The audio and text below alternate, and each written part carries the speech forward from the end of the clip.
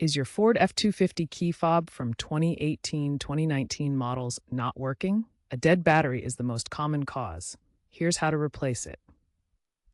First, obtain a CR2032 battery. This standard 3 volts battery can be found at most hardware stores or online. You'll also need a small flathead screwdriver or specialized key fob opening tool. Next, carefully pry open the key fob case. Use the screwdriver at the seam and be gentle to avoid damage. If the case is stuck, apply gentle heat from a hairdryer to loosen any adhesive or corrosion. Once open, remove the old CR2032 battery, noting which side is up for correct polarity. Insert the new battery, ensuring positive side up and no debris blocks the contacts. Then, snap the key fob case back together securely.